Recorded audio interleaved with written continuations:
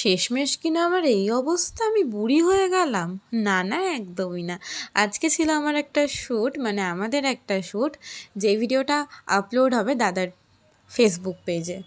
তো এখানে আমাকে সাজতে হয়েছিল শাশুড়ি মা। তো আমাদের শ্যুটের আগেই, প্রত্যেকবারের মতো এবারও খিদে পেয়ে গেছিলো, শ্যুটের আগেই আমাদের খিদে পেয়ে যায়। তো এখানে আমরা অর্ডার করেছিলাম 2 ধরনের পিৎজা, সঙ্গে একটা ওই পিৎজা প্যাটি টাইপের একটা অর্ডার করেছিলাম। তো একদম ছোট স্মল সাইজই এসেছিলো, কিন্তু খেতে কিন্তু দারুণ ছিল। তো তারপর এখানে আমি তোমাদেরকে দেখিয়ে দিচ্ছি আমার পুচকিটাকে। তো তার আগে তোমাদের সঙ্গে আমি একটা কথা শেয়ার করি, সেটা হচ্ছে তোমাদের যাদের আমার ভিডিও পছন্দ হবে না তারা আমাকে স্ক্রল করে চলে যাবে, আমার ভিডিও দেখবে না। ফালতু ফালতু তোমাদের টাইম ওয়েস্ট করে আমার ভিডিওতে এসে বাজে মন্তব্য করার কি দরকার? আমাকে ভালো লাগছে না, এত হিংসা কেন তোমাদের মনে? আমার তো সেটাই কোশ্চেন। আমার তো যাকে পছন্দ না আমি তো তাকে পাত্তাও দিই না, তাকে স্ক্রল করে চলে যাই, তার ভিডিওও দেখি না। আর তোমরা কি না এটাই ভুল করো যে যাকে পছন্দ না তার ভিডিওতে এসেই কমেন্ট করো?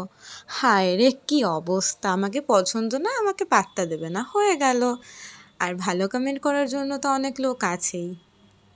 আমি কিন্তু আবার বাবা অত খারাপ মানুষের কথায় কান দিই না। আমি তো এবার তোমাদের সঙ্গে ভালোটা শেয়ার করব। পিৎজাটা কিন্তু খেতে দারুণ ছিল।